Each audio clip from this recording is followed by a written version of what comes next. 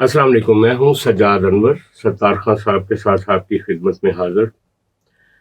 خان صاحب، آج کی کافی خبریں جمع ہو چکی ہیں۔ سب سے بڑا سوال تو یہ ہے کہ یہ جو 2 دن سے ڈپلومیسی شروع ہوئی ہے اسلام آباد سے، جس میں چیف آف ڈیفنس اسٹاف نے ملاقات کی، ٹیلی فون پہ رابطہ ان کا ہوا ٹرمپ سے، جو کہ کافی بڑی بریکنگ نیوز تھی۔ آج وزیر اعظم نے سعودی ولی عہد محمد بن سلمان سے بات کی ہے، اور کوششیں تو ہو رہی ہیں کہ کسی طرح یہ جنگ جو ہے اس کو کوئی سیز فائر ہو سکے۔ لیکن جو ایران کی طرف سے آج سرکاری ایک اعلان کیا گیا ہے، انہوں نے کہا جی کہ ٹرمپ جو ہے شاید وہ اپنے آپ سے ہی مذاکرات کر رہے ہیں۔ انہوں نے 2 دن پہلے کا جو ٹرمپ کا بیان تھا کہ ایک نمائندے سے، ایران کے نمائندے سے بات ہو رہی ہے، میں اس کا نام نہیں لینا چاہتا ورنہ لوگ اس کو قتل کر دیں گے، انہوں نے کہا کہ کسی ایرانی آفیشیل سے کسی امریکی کی کوئی گفتگو نہیں ہوئی، نہ بالواسطہ نہ بلا واسطہ۔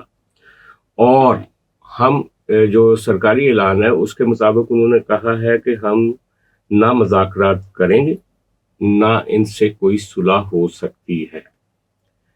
اچھا، لیکن سوال یہ ہے کہ پھر پاکستان کی کوششیں کہاں ہو رہی ہیں جب ایران کا اتنا کلیئر موقف آ گیا؟ لیکن ساتھ ہی ساتھ ایران نے یہ بھی کہا کہ پاکستان ہمارا بہت قریبی دوست ہے، اور اس کی جو ایفرٹ وہ کر رہا ہے پیس میکنگ کے لیے، اس کی ہم قدر کرتے ہیں۔ یہ بھی انہوں نے ساتھ یہ بات بھی کی۔ تو اب سوال یہ ہے کہ امریکہ پاکستان سے چاہتا کیا ہے؟ سب سے بڑا سوال یہ ہے۔ ایران جنگ بند کرنا ایران کے حق میں نہیں جائے گا۔ اس وقت جنگ جس سطح پہ جا چکی ہوئی ہے، ایران تباہ ہو جائے گا، یہ انہوں نے میرے خیال فیصلہ کر لیا ہے۔ کوئی بیچ میں کوئی معجزہ نہ ہو جائے، میں اس کا نہیں کہہ سکتا، معجزے ہوتے رہتے ہیں، ہمیں نہیں پتہ چلتا، لیکن جنگ بند کرنا ایران کے حق میں نہیں جاتی۔ اب ایران کا جنگ سے نکلنے کا مطلب یہ ہوگا کہ اسے کوئی نہ کوئی عوامی سطح پر، ایران کی عوامی سطح پہ کوئی شکل دکھانی پڑ جائے۔ کیا وہ شکل دکھا سکے گا ایران؟ اس کی وجہ یہ ہے کہ جنگ کے دوران ہی ایرانی حکومت جو لیڈرشپ تھی وہ تو امریکہ نے تباہ کر دی، ان کے سپریم لیڈر کو مار دیا، کوئی 24-25 بندے ہیں جن کو مارا گیا۔ اس دوران میں ایرانی عوام نے ایک چیز ثابت کی، اتنی مستحکم استحکام کے ساتھ ایرانی حکومت نے نہیں ثابت کی جس طرح سے ایرانی عوام نے ثابت کی سڑکوں پہ آ گئے۔ سڑکوں پہ اس وقت ان کا آنا، جبکہ ہر طرف سے آواز یہی آ رہی تھی، امریکہ بھی لگا رہا تھا، ہم بھی کہہ رہے تھے کہ جی وہاں پر تو بمباری ہو رہی، وہاں تو امریکہ ان کو نہیں چھوڑ رہا۔ اس حالات میں ان سب لوگوں کا جو ایران کی رجیم، اس وقت کی رجیم ہے، اس کے حق میں وہ آئے۔ اب ایران کے عوام نے ایران کی حکومت کو پھنسا دیا، انہوں نے کہا دیکھو ہم تمہارے اس کے لیے آئے تھے۔ اس وقت ایران کی جو حکومت، بچی کچی حکومت ہے، اس پہ اتنا وزن ہے ایرانی عوام کا کہ میرے خیال ان کے کندھے متحمل نہیں ہو سکتے۔ نہیں، لیکن جو انہوں نے 4 شرائط رکھی ہیں نا اس سے پہلے، 1 دن پہلے، کہ ہم 4 شرطوں پہ جنگ بندی کریں گے، ایران نے وہ 4 شرطیں ایسی ہیں کہ وہ 4 شرطیں کوئی مانے گا ہی نہیں، پھر نہیں، وہ امریکہ ہی نہیں مانے گا نا، نہیں مانے گا۔ جب ایک پتہ ہے میں شرط وہ رکھتا ہوں، مجھے پتہ ہوتا ہے کہ میرا جس سے میری بات چیت ہو رہی ہے نہیں مانے گا، تو اس کا مطلب میں ہی نہیں کرنا چاہتا۔ اچھا، لیکن جو اس کی قیمت ادا کرنی پڑ رہی ہے نا خطے کو، لوگوں کو، ایک بڑے پیمانے پہ جو ایک معاشی تباہی جو ہے وہ دستک دے رہی ہے اس جنگ کے نتیجے میں۔ ان کو ایران کی حکومت اور ایران کے عوام، وہ پچھلے 47 سال سے کسی نہ کسی طرح کی اسی شکل میں وہ پھنسے ہوئے، 47 سال سے۔ اس پھنسنے میں ان کی اتنی پریکٹس ہو چکی ہے کہ اب وہ، میرے خیال میں، میرا اپنا خیال ہے کہ اب وہ ہم پہ ہنستے ہوں گے کہ ہم پہ تو 47 سال سے پابندیاں، امبارگو، سینکشنز لگیں، ہم نے تو برداشت کیا۔ یہ 6-8 دن 10 دن 15 کی چیز ہوئی تو پوری دنیا بلبلا اٹھی۔ یہ ایران کی عوام عام سطح پہ، وہ چاہے خود بہت مشکل میں پڑے ہوئے ہیں، ان کا انتہائی مشکل میں وہ ایران کی عوام پڑی ہوئی ہے۔ وہ کچھ سوکھے حالات میں نہیں ہے، بڑے مشکل ترین حالات میں ہے، لیکن کیا ہے کہ مشکل ترین حالات میں رہنے کا انہوں نے طریقہ سیکھ لیا. وہ یوز ٹو ہو گئے ہیں. ان کا جو بچہ پیدا ہوتا ہے وہ پہلے دن سے جنگ کی آواز نہیں، سن لیکن رہا ہوتا مسئلہ اب صرف ایران کا نہیں نہ رہ گیا. مسئلہ کیا ہے. ہے؟ میں ایران جب تک نہیں مانے گا تو آپ جو مرضی کر. نہیں، میں اور بات کر رہا ہوں نا. اب ہم آگے بھی تو بڑھنا نا، صرف یہ اس نقطے پہ نہیں رکنا. ایران کا مسئلہ اکیلا کا نہیں رہ گیا. مثلا ایران نے جو سب سے ٹیکٹیکل گیم کھیلی ہے نا اس جنگ میں، انہوں نے جو معاشی مفادات تھے امریکہ کے ارد گرد کے ملکوں میں، مثلا سب سے پہلے اس نے امریکی بینکوں کو نشانہ بنایا، ان کو میزائل مارے. سارے امریکی بینک جو ہیں وہ اس وقت بند ہیں ایران کے مڈل پاس ایسٹ میں. آپشن کیا ہے میری؟ نہیں، میں پہلے میری بات سن لینا. دوسرا انہوں نے یہ کیا، آبنائے ہرمز بند کر دی. آبنائے ہرمز بند کرنے کے نتیجے میں دنیا کی تیل کی سپلائی ختم ہو گئی. تیسرا انہوں نے یہ کیا کہ جو جتنے 4-5 ارد گرد کے ملک ہیں ان کی آئل ریفائنریز کو اٹیک کیا کہ یعنی اگر میرا تیل نہیں بکے گا یہ مارکیٹ میں. سب چیزیں ہیں. میں پوچھ رہا ہوں ایران کے پاس آپشن کیا ہے؟ نہیں یہی ہے نہیں، دیکھیں جو وہ کر رہا ہے. یہ ایران کے پاس یہی آپشن ہے.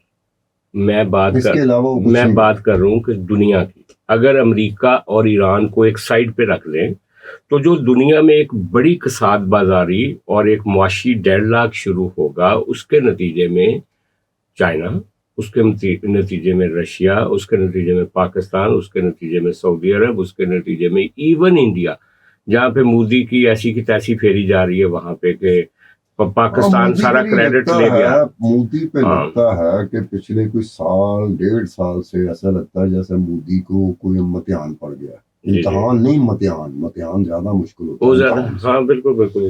وہ ایسا پڑا ہوا ہے کہ اس سے ایک وقت میں جب پاکستان کا نام پوری دنیا میں گونج رہا ہے کہ جی ثالثی پہ پاکستان اور پاکستانی فوج اور پاکستان کے وزیر اعظم، ان کی باتیں پوری دنیا میں چل رہی ہیں. اب وہ انڈیا میں بھی ان کی اپوزیشن ہو، ان کے اخبارات ہوں، ان کا میڈیا، انہوں نے پھر پکڑ لیا مودی کو. وہ رات کا چاچا تم کر کیا رہے ہو؟ تو خاموشی نہ بیٹھے ہیں. پوچھتے کار انہوں نے کہا تو irrelevant ہو گیا، تو وش گرو. وہ کہنے کا مطلب ہے کہ اتنی بڑا ملک انڈیا، اتنی بڑی ڈیموکریسی انڈیا، اتنی بڑی power India, economic power India, وہ ان حالات میں ان کو غصہ تو obvious بات ہے کہ وہ چڑھے گا. کہنے کہ خاموش بیٹھا ہوا چاچا جی کچھ تو بولو نا. پاکستان کتے پہنچ گیا اور تسی اتھے ہی گئے. اچھا، انڈیا میں نا جو مین اوپینین ہے نا اس وقت، جو مین سٹریم اوپینین نظر آ رہی ہے وہ یہی آ رہی ہے کہ ہمارا جب سے انڈیا کی آزادی ہوئی 47 سے آن ورڈ، انہوں نے کہا کہ جو سب سے زیادہ آئل کی ڈیپینڈنس تھی اور جو سستا آئل ہمیں دیا وہ ایران نے دیا. اور کئی موقعوں پہ کشمیر کے مدعے پہ بھی ایران نے انڈیا کا ساتھ دیا. اچھا، لیکن اس دفعہ جب مودی گیا نا جنگ کے شروع ہونے سے پہلے اسرائیل، وہاں جا کے وہ بلنڈر جو کر کے آیا، اس نے کہا جی کہ انڈیا کو ایک بات ہے کہ میرے خیال میں مودی کو نہیں پتا تھا کہ امریکہ اور اسرائیل ایران پہ حملہ کر دیں گے. میرا خیال ہے جس طرح کی وہ تیاری کر کے گیا تھا نا، اس کی پلاننگ ڈفرینٹ تھی کہ میں اپنے آپ کو استحکام کی طرف لے کے جاؤں گا. امریکہ میرے ہاتھ سے نکل رہا ہے، پاکستان کے قریب جا رہا ہے جس کا مجھے نقصان ہو رہا ہے. میں اسرائیل کی طرف سے آؤں گا، امریکہ ساتھ ہوگا، امریکہ کو تھوڑا بہت لحاظ کرنا پڑے گا نا میرا.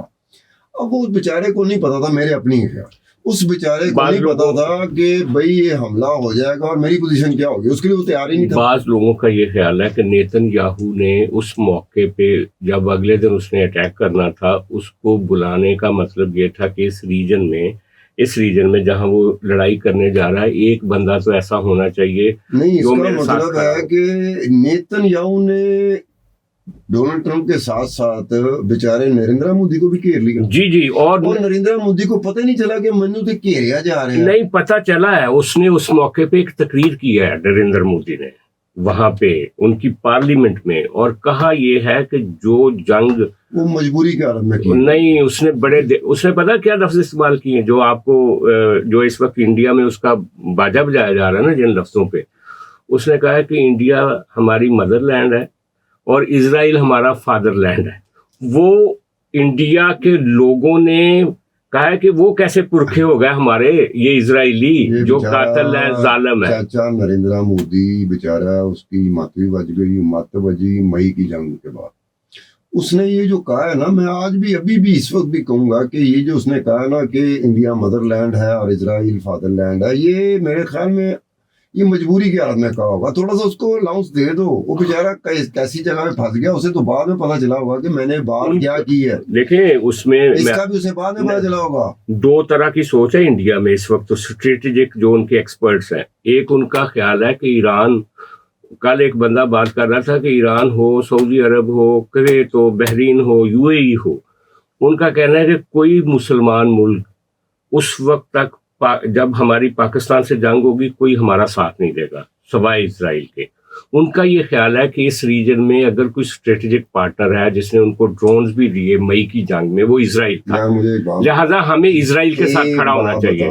جو پاپولر ویو چل رہی ہوتی ہے اس وقت بھی ایک پاپولر ویو چل رہی ہے, وہ ایران کی چل رہی ہے, ٹھیک ہے, موسٹ آف دی ٹائم, یا جو اوور ویلمنگ چنک ہے وہ ایران کی فیور میں لوگوں کی بات کر رہا ہوں, وہ ایران کی فیور میں جا رہا ہے. کہ ایسے لگتا ہے جیسے پبلک کی, پیپل کی جو ہمدردی ہے نا, سمپتیز, وہ ایران کے ساتھ ہے. اب اس پاپولر ویو میں آپ اینٹی پاپولر سٹینس لیتے ہیں. نریندرا مودی نے اینٹی پاپولر سٹینس لیا, یہ بڑا مشکل کام ہوتا ہے. انڈیا میں یہ کافی حد تک پاپولر ہے. جو آر ایس ایس کا نظریہ ہے نا, یہ پاپولر نہیں ہوگا کہ آپ ایران کو اس طرح اکیلا چھوڑ دیں, یا اس طرح انہوں نے تو یہاں تک کیا کہ ان کا جو ایک جہاز تھا جو ان کے ساحل پہ حوصلہ نہیں پڑا, ان کا حوصلہ نہیں پڑا, وہ سری لنکا کا حوصلہ پڑا تھا. سری لنکا نہیں حوصلہ کیا, انہوں نے حوصلہ پڑا, انڈیا کا نہیں پڑا. ان کے فوجی آفیشل نے کہا کہ ہم نے اسرائیل کو بتایا تھا کہ اب یہ جہاز جا رہا ہے, آپ اس کو نشانہ بنا سکتے ہیں. بعد میں دیکھا نا, یہ ایک نمبر بنانے کی گیم ہوتی ہے کہ جی ہم نے اسرائیل کی مدد کی ہے, تمہیں پتہ ہی نہیں کہ یہ بات تمہارے خلاف چلی جائے گی. تو چلی گئی ہے نا, وہ دیکھو وہ ڈٹے ہوئے اس بات پہ کہ ہم اسرائیل کے ساتھ کھڑے ہیں. اسرائیل کے ساتھ ان کا جڑنا میرے خیال میں کوئی لمبی پلاننگ ہوگی, اگر وہ پلاننگ کامیاب پرانی ہے وہ تو بلوچستان میں, ورنہ وہ ہمارا جو اس وقت کیمرہ مین ہے اس طرح کا مجھے لگ رہا ہے کہ یہ بھی اکیلا ہے, ایک وقت آئے گا نریندرا مودی بھی اکیلا ہو جائے. بلوچستان میں اور افغانستان میں اسی موقع پہ انہوں نے اسرائیل سے کہا ہے کہ آپ فنڈنگ کریں دونوں جگہ پہ, اور یہ ان کا ڈریم پروجیکٹ ہے. بلوچستان بھی اور افغانستان بھی پاکستان کے خلاف کھڑا. دوسری بات دیکھ لیں, افغانستان ہے, یہ بھی پاپولر ویو نہیں ہے, یہ پاپولر ویو کے خلاف گیا نریندرا مودی, یعنی کہ افغانستان کو کوئی بندہ اس وقت اون نہیں کر رہا. یار میں آپ چلے جاتے ہو کہ میں بات کر رہا ہوں انڈیا کی, تو انڈیا کی میں بات کر رہا ہوں نا. انڈیا میں ان کا سارا میڈیا پرو اسرائیل ہے, سارا میڈیا جو کہ صبح شام بولتا ہے. اس میں ایک بات دیکھ لیں, اس میں صرف ایک بات ہے کہ میڈیا کا وہ حصہ اسرائیل کی فیور میں ہے جو مودی کا فیور. نہ ٹوٹل میڈیا, صرف سوشل میڈیا پہ دیکھو نا, جو اینٹی مودی ہے نا وہ تو ان کے میڈیا پہ ہے ہی نہیں. ان کا جو ٹیلی ویژن میڈیا ہے نا, آپ خود کہہ رہے ہیں کہ یہ سارے کا سارا پرو مودی سوشل میڈیا ہے, تو پرو مودی سوشل میڈیا تو اسرائیل کو اٹھائے گا. وہ اٹھا رہے ہیں اسرائیل نہیں, جو پرو مودی ہے نا وہ ہے ان کا مین میڈیا, ٹیلی ویژن چینل. جو سوشل میڈیا ہے نا, سوشل میڈیا پہ بہت سارے ریناؤنڈ لوگ ہیں, روش کمار سے لے کر بہت سارے لوگ جو کہ اسرائیل کے خلاف بات کر رہے ہیں. رات بھی جو روش کمار کا بنتی ہے, لیکن ہمیں اس کے ڈیزائن کا نہیں پتا. ایک میں یہاں بیٹھا ہوں, ہمیں نہیں پتا کہ نریندرا مودی وہاں اسرائیل کرنے گیا تھا, پلان ہوں گے, کوئی ڈپلومیٹک ارینجمنٹ ہوتے ہیں جن کا ہمیں نہیں پتا چلتا. نہیں, لیکن ایران کو تو خیر مروا دیا انہوں نے, اور ایران کا پہلی دفعہ جو انڈیا کا جو رویہ دیکھا ایران نے, ایرانیوں نے کہا ہے, یہ ایرانی آفیشلز نے کہا ہے کہ اب انڈیا کے ساتھ ہمیں نپٹنا پڑے گا. یہ اس میں یہ بات آپ کہہ رہے ہیں نا پانی کی, تو ایک جہاز تھا, یہ جب غزہ بات شروع ہوئی تھی نا 2024 کی میں بات کروں, تو یہ ابنائے ہرمز پہ ایرانین واٹر جو ہے نا, اس کے پاس ایک جہاز جو تھا نا, بحری جہاز, اس کو ڈیٹین کر دیا تھا یہ ایرانین ریولوشنری گارڈ نے. وہ تھا جہاز, ایک ارب پتی آدمی تھا اسرائیل کا, اس میں 27 کریو ممبر تھے. 27 کریو ممبر میں 17 کریو ممبر انڈینز تھے. تو جے شنکر کو پڑ گئی, وہ بھاگا ایران کے وزیر خارجہ سے ملا, اس نے یقین دلایا, انہوں نے کہا یہ ہم کریو کو کچھ نہیں کریں گے, ہم کریو کو چھوڑ دیں گے, آپ بے فکر ہو. پھر وہ جے شنکر بھاگا اسرائیل کی طرف, اسرائیل کے وزیر خارجہ کو ملا. پھر اس وقت جو بائیڈن کی حکومت تھی, پھر جو بائیڈن کی طرف سے بڑا خوفناک سٹیٹمنٹ آیا, انہوں نے کہا کہ جی ہم اسرائیل کو اکیلا نہیں چھوڑیں گے اور ایران کو لگ پتا جائے گا. پھر وائٹ ہاؤس کے جو ترجمان ہے، نیشنل سیکیورٹی کا ترجمان ہے، اس نے پھر کہا، یورپین یونین کو کہا کہ جناب ان پہ سینکشن لگائیں جی، ان پہ پابندیاں مزید لگائیں، یہ کیا کر رہے ہیں؟ ایک نہتے بحری جہاز کو انہوں نے قبضہ کر لیا۔ صرف 2-4-10 دن بعد انہوں نے کریو چھوڑ دیا، ایران نے سارے کریو چھوڑ دیے، اس میں 2 مسلمان پاکستانی بھی تھے، لیکن 17 انڈین تھے، چھوڑ دیے۔ انہوں نے کہا جہاز نہیں چھوڑیں گے، جہاز ہمارے ٹینشن میں رہے گا۔ لیکن اب یہ دیکھو کہ وہ اس وقت کا 2024 کا کیا سلوک ہے ایران کا انڈیا کے ساتھ، اور آج انڈیا کا ایران کے ساتھ کیا سلوک ہے۔ اور انہوں نے ان کے بندے مروا دیے، اور بندے بھی وہ بے ضرر سیلرز، اور ان میں زیادہ وہ تھے جو سیریمونیلی جا کے بینڈ وغیرہ نہیں لے کر جاتے نیوی کا، وہ لوگ تھے۔ یہ انٹرنیشنل ہو رہا تھا، فیسٹیول تھا جس میں وہ بھی حصہ لے رہے تھے، جس پہ نریندر مودی کو بہت کچھ سننا پڑا کانگریس کی طرف سے۔ انہوں نے کہا کہ جی تو کیا ہویا ٹوٹ پہنا ہے، انہوں نے کہا تو نہرو کو دیکھو، پنڈت جواہر لال نہرو کو دیکھو، اندرا گاندھی کو دیکھو، اور ڈاکٹر منموہن سنگھ کو دیکھو، کہ یہ کھڑے ہو جاتے تھے۔ پھر ڈاکٹر منموہن سنگھ کا ایک واقعہ بھی کہ انہوں نے امریکہ میں انڈین ڈپلومیٹ کے ساتھ جو امریکہ نے سلوک کیا تھا، وہی سلوک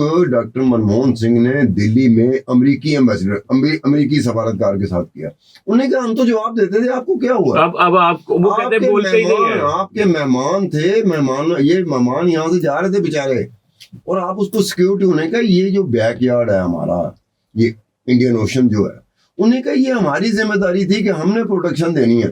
وہ کہاں گئے؟ وہ سری لنکن بیچارے آ گئے، انہوں نے پروٹیکشن دی۔ جو ریسکیو ہوا ہے، جو 30-40 جو بھی ریسکیو ہوا، وہ سری لنکن بیچاروں نے بچایا۔ اور انہوں نے امریکیوں نے کہا کہ یہ جو زخمی ہے نا، ان کا علاج نہ کریں، ان کو ہم، انہوں نے کہا نہیں ہم علاج بھی کریں گے اور آپ کے حوالے بھی نہیں کریں گے۔ حالانکہ چھوٹا سا مقابلے میں وہ دیکھو امریکہ کے سامنے کھڑا ہو جاتا ہے۔ اچھا، لیکن اب سوال یہ ہے نا کہ یہ جو ٹرمپ صاحب ایفرٹ کر رہے ہیں اور پاکستان ایفرٹ کر رہا ہے، یہ کیا ہے؟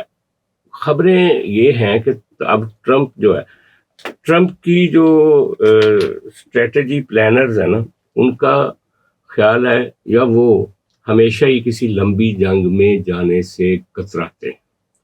مثلا ان کا خیال ہے کہ یہ جو افغانستان میں ایک لمبی جنگ لڑی ہم نے 20 سال اور پھر اس کے علاوہ عراق میں اتنی دیر فوجیں رکھیں، اس کے نتیجے میں بہت نقصان ہوا۔ اب وہ فوراً اپنے معاشی مفادات کو پکڑتے ہیں۔ جیسے ایک ڈاکو آتا ہے نا، تو وہ اس کے پاس ٹائم کم ہوتا ہے، اس نے صبح ہونے سے پہلے اپنا کام کر کے نپٹا کے سارا کر کے نکلنا ہوتا ہے۔ تو ان کی تو کوشش یہی ہے کہ الٹیمیٹلی ایک تو یورپ کو بہت بڑا نقصان نہ پہنچے اس تیل کی عدم سپلائی کی وجہ سے، پہلی بات۔ دوسرا، اس ریجن میں جو ان کے اتحادی ہیں جن کو انہوں نے اکٹھا کیا ہوا تھا، سعودی عرب فلانا فلانا فلانا، وہاں پہ بزنس ٹھپ ہو گیا ہے، وہاں پہ آئل ریفائنریز بند ہے۔ وہ یہ چاہتے ہیں کہ اب کسی نہ کسی طریقے سے، بظاہر یہ لگ رہا ہے جو پاکستان کو انیشیٹو دیا گیا ہے، کہ کسی طرح ایران کو بھی ایک فیس سیونگ دی جائے کچھ چیزوں میں۔ مثلا ایرانی اگرچہ یہ کہتے ہیں کہ یہ جب مذاکرات کر رہے ہوتے اسی وقت ہی حملہ کر دیتے ہیں۔ ایرانیوں کا آج کا بیان یہ تھا کہ ہم سے تو مذاکرات کر رہے تھے اور جہاز لے کر آ رہے تھے اور اگلے دن صبح اٹیک کر دیا۔ تو ان کا یہ خیال ہے کہ کسی طرح ایرانیوں کے ساتھ یہ جو سیز فائر معاہدہ ہے نا، یہ اس طرح کا کر لیا جائے جو ایرانی توقعات کے مطابق ہو۔ بعد میں نیتن یاہو جو کرتا ہے اس معاہدے کے ساتھ کرتا رہے۔ امریکی بہرحال اس جنگ سے تھوڑا پیچھے ہٹنے کا سوچ ہے، وہ ایک لمبی جنگ نئی ریجن میں لڑنا چاہتے ہیں۔ اب پاکستان کتنا ایڈوانس کر سکتا ہے؟ پاکستان کی جو بیک ڈور ڈپلومیسی ایران کے ساتھ، سعودی عرب کے ساتھ، 3 ہی پلیئر ہیں بڑے، جو سعودی عرب ہے، پاکستان ہے اور ایران ہے۔ اگر یہ ریجن کے کچھ مفادات کے لیے، اور دیکھیں ایران کا نقصان بھی ستار خان بہت ہو رہا ہے، اور اتنا نقصان ہو رہا ہے۔ رات ان کا جو ایک کورسپونڈنٹ تھا تہران کا، وہ بتا رہا تھا کہ یہ جو نیا نیشنل سیکیورٹی ایڈوائزر بنایا نا انہوں نے، اس کے اوپر بھی اٹیک کیا انہوں نے، اس کو ایلیمینیٹ کرنے کے لیے، لیکن وہ اس جگہ پہ نہیں تھا۔ کہتا اس نے کہا جی کہ کوئی پتہ نہیں 17 پلیسز پہ تہران میں بمبنگ ہوئی ہے رات بھی، اور بڑی خوفناک بمبنگ ہوئی ہے۔ تو جنگ تو کسی مسئلے کا حل بھی نہیں ہے نا، آخر دونوں فریقوں کو اس میں سے نکلنا تو پڑے گا۔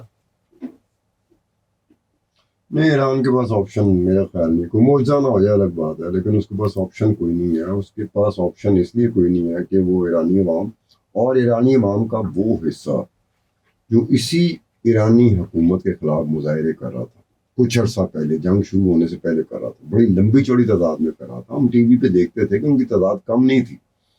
اس ایک وقت میں وہ باہر نہیں نکلا.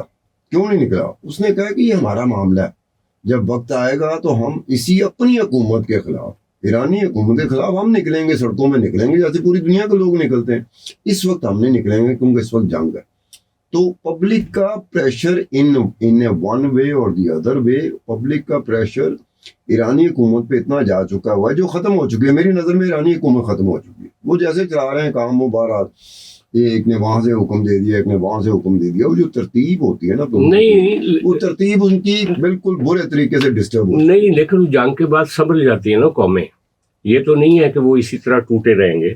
اور دوسری بات یہ ہے کہ دیکھیں کنٹرول تو وہاں پہ پاسداران انقلاب کا ہے، اس کو کوئی مانے یا نہ مانے. اور تیسری بات یہ ہے کہ ریفارمسٹ جو ہیں وہ ایران میں پہلے بھی جیتے رہے. یہ موجودہ صدر بھی جو ہے یہ ریفارمسٹ ہے، اس سے پہلے بھی جیتے رہے. وہ ایران کا اپنا مسئلہ ہے کہ وہ اس کو حل کیسے کریں گے، کیسے نہیں کریں گے. جنگ کے بعد کا ایران مختلف ہوگا یا پرانے والا ایران ہوگا، یہ تو بعد کی آنے والا وقت ہی طے کرے گا. آج کل ستار خان صاحب جو ٹویٹر پہ اور ادھر ادھر ایک بہت ساری ویڈیوز جو ہے نا وہ پھیلائی جا رہی ہیں یا پھیل رہی ہیں. وہ کیا ہیں کہ جی تل ابیب پر نا لاکھوں کوے جو ہیں وہ اوپر گھوم رہے ہیں. اچھا، وہ میں نے اس کو چیک کیا تو جو اسرائیلی ذرائع ہیں ان کا کہنا یہ ہے کہ کافی عرصے سے جو ویدر چینج آئی ہے نا سارے علاقوں میں، تو یہ جو کوے ہیں نا یہ کچھ جنگ سے پہلے کے ہی تل ابیب میں کافی زیادہ ہے آلریڈی. اس کا جنگ سے کوئی تعلق نہیں ہے، یہ پہلے سے اس کے اوپر ہے. لیکن جو بعض سورسز ہیں وہ کہتے ہیں کہ جنگ سے پہلے اتنی بڑی تعداد میں نہیں تھے. یہ لاکھوں کے جرمٹ ہیں کووں کے. جو کووں کا جنگ کے ساتھ کیا تعلق ہے؟ میں کنفیوز ہوں.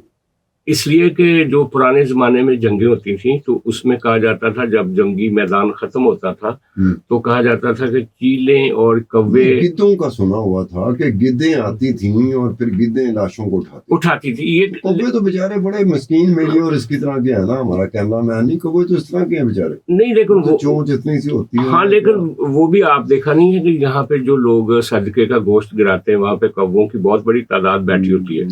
تو کوے تو یہ ایک ہے. کچھ لوگ یہ کہتے ہیں کہ جو ایون جو جیوش پروفیسی ہے پرانی، اس میں بھی کہا گیا ہے کہ جب کوئی کسی قوم پہ اذیت آتی ہے تو جو کوے ہیں نا وہ آتے ہیں اوپر. یہ ڈیفرنٹ ہے. ہاں، اگر ان کا کوئی بلیف ہے، ان کا بلیف سسٹم ہے تو پھر یہ تو یہ جو کوے آ رہے ہیں تل ابیب کے اوپر، یہ کیا کہانی ہے؟ اس کو ہم بھی ایکسپلور کریں گے، دیکھنے والے بھی ایکسپلور کریں. اس کے ساتھ آج کا پروگرام ختم کرتے ہیں، اجازت دیتے ہیں. خدا حافظ.